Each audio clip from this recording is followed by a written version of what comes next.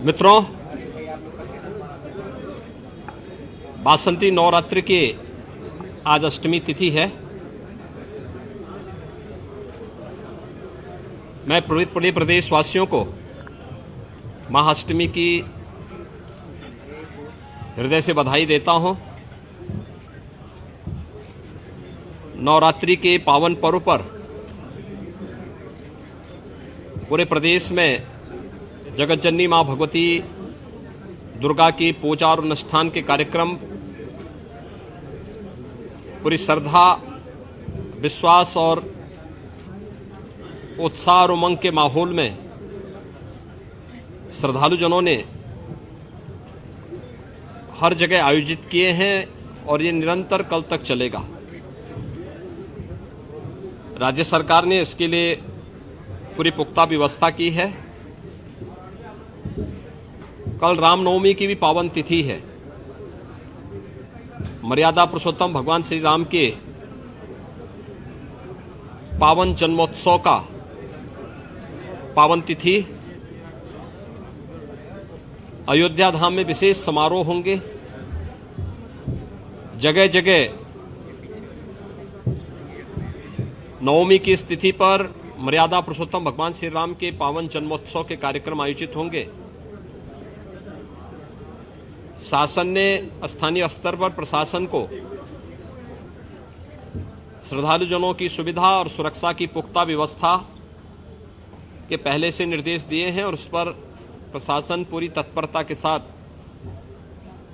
पूज्य संतों के मार्गदर्शन में श्रद्धालुजनों की भावनाओं का सम्मान करते हुए अपनी सुविधा उपलब्ध करवा रही है। महाअष्टमी की स्थिति में आज पूरे प्रदेश में विधान परिषद की स्थानीय प्राधिकारी की सीटों पर चुनाव भी आयोजित किया गया है। भारत निर्वाचन आयोग ने उत्तर प्रदेश विधानसभा चुनाव के दौरान ही इसकी तिथि भी घोषित कर दी थी और आज जो 36 सीटों पर चुनाव की अधिसूचना जारी हुई थी, इनमें से 9 पर भारतीय जनता पार्टी के प्रत्याशी पहले ही निर्विरोध चुने गए हैं। 27 सीटों पर आज चुनाव हो रहे हैं। गोरखपुर महाराजगंज सीट पर भी आज चुनाव यहां पर आयोजित हो रहा है। तो एक मतदाता के नाते मैं भी अपना मतदान यहां पर करने के लिए यहां पर विशेष रूप से आया हूं। मेरे साथ में पूर्व केंद्रीय मंत्री श्री शिव प्रताप शुक्ला जी, यहां के लोकप्रिय सांसद श्री रवि किशन जी, महापौर श्री सीताराम जायसवाल जी, विधायक ग्रामीण श्री विपिन सिंह जी और अन्य जनप्रतिनिधि भी अभी मतदान किए हैं। विधानसभा चुनाव में भारतीय जनता पार्टी ने प्रदेश में 2/3 से अधिक सीटों पर विजय प्राप्त किया है और प्रचंड बहुमत की अपनी सरकार प्रधानमंत्री मोदी जी के नेतृत्व में हम लोग बनाने में सफल हुए हैं। विधान परिषद में पहली बार मुझे लगता है कि लगभग 4 दशक के बाद ऐसी स्थिति आएगी जब सत्ताधारी दल प्रचंड बहुमत के साथ विधान परिषद में अपना बहुमत बनाने में सफल होगा और मेरी प्रदेश के स्थानीय प्राधिकारी विधान परिषद चुनाव के लिए जो भी मतदाता हैं, क्षेत्र पंचायत समिति के सदस्य, ग्राम प्रधान, जिला पंचायत के सदस्य, पार्षद, चेयरमैन, मेयर, ब्लॉक प्रमुख, जिला पंचायत के अध्यक्ष, माननीय विधायक, माननीय सांसद मेरी उन सब से अपील है कि प्रदेश के अंदर लोक कल्याणकारी कार्यक्रम को आगे बढ़ाने के लिए आवश्यक है कि दोनों सदनों में एक पार्टी की पूर्ण बहुमत प्राप्त हो। विधानसभा में 2017 में भी प्रचंड बहुमत के साथ भारतीय जनता पार्टी को प्रधानमंत्री मोदी जी के आह्वान पर प्रदेश की जनता ने अपना आशीर्वाद दिया था। 2022 में भी प्रधानमंत्री मोदी जी के नेतृत्व में प्रचंड बहुमत की सरकार फिर से प्रदेश में बन चुकी है। 2017 में जब हम लोग आए थे विधानसभा में हमारा प्रचंड बहुमत था, लेकिन विधान परिषद में तमाम कठिनाइयों का सामना हमें करना पड़ता था और अपनी नकारात्मक भूमिका के कारण समाजवादी पार्टी प्रदेश के विकास को अवरुद्ध करने का हर संभव प्रयास करती थी। लेकिन अब स्थानीय प्राधिकारी विधान परिषद के इस चुनाव के बाद भारतीय जनता पार्टी का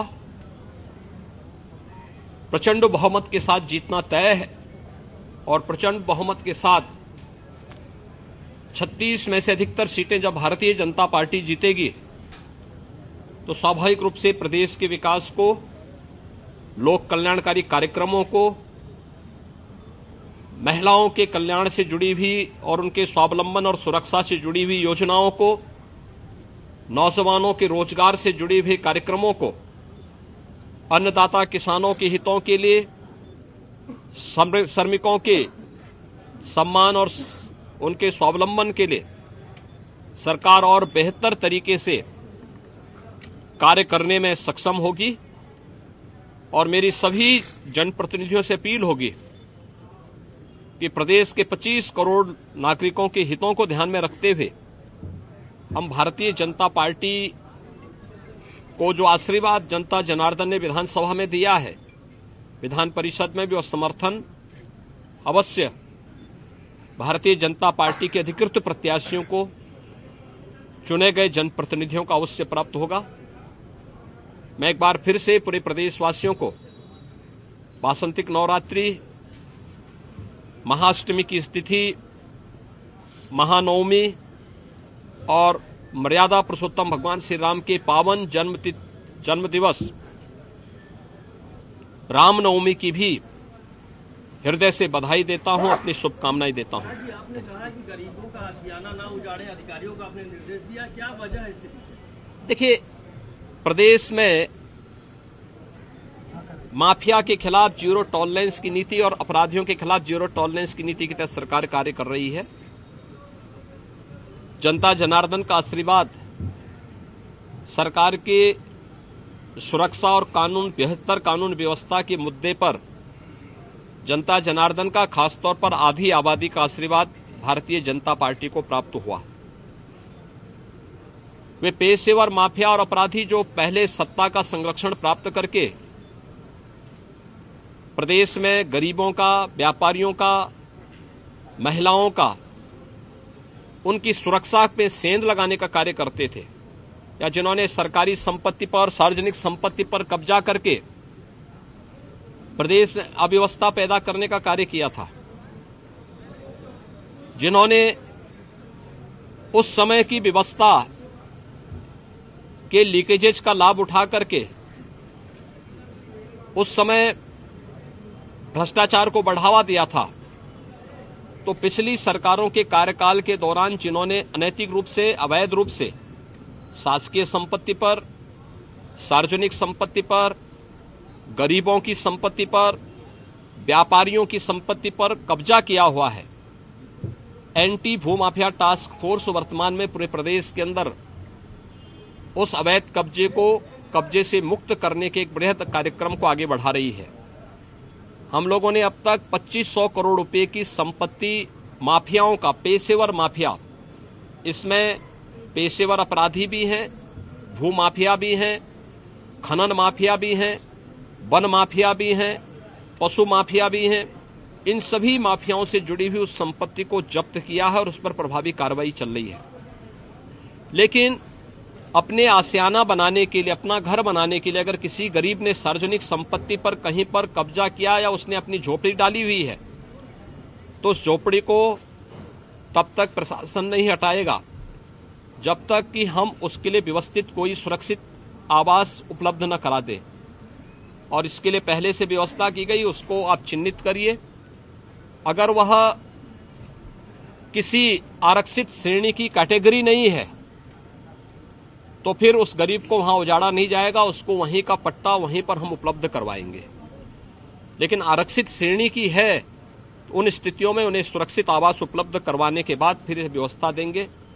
ऐसे ही स्ट्रीट वेंडर को व्यवस्थित पुनर्वास करने की व्यवस्था और उन्हें सुरक्षित रूप से अपने रोजगार को उपलब्ध करवाने की संभावनाओं को आगे बढ़ा करके पीएम स्वनिधि का भी उपयोग करते हुए राज्य सरकार इस पर कार्य कर रही है। और इसलिए बहुत सख्त हिदायत दी गई है कि प्रदेश सरकार की जो एंटी भूमाफिया टास्क फोर्स की कार्रवाई है, यह कार्रवाई पेशेवर माफिया और अपराधियों के लिए है, किसी गरीब निरीह कमजोर व्यक्ति के लिए नहीं है। और उसके प्रति एक संवेदना और सहानुभूति हमारी पूरी होनी चाहिए। इस बात को जरूर ध्यान रखेंगे।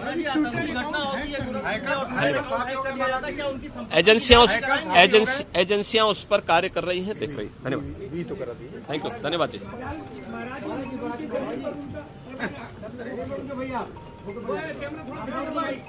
तो सुन रहे थे आप मुख्यमंत्री योगी आदित्यनाथ को। देखिए, आज बहुत ही महत्वपूर्ण दिन है, आज अष्टमी भी है और दूसरी तरफ आज मतदान हो रहे हैं विधान परिषद के 27 सीटों पर मतदान हो रहा है, जिस पर हम आपको तस्वीरें दिखा रहे हैं। मुख्यमंत्री योगी आदित्यनाथ ने भी वोट डाला और प्रेस से भी बात करी।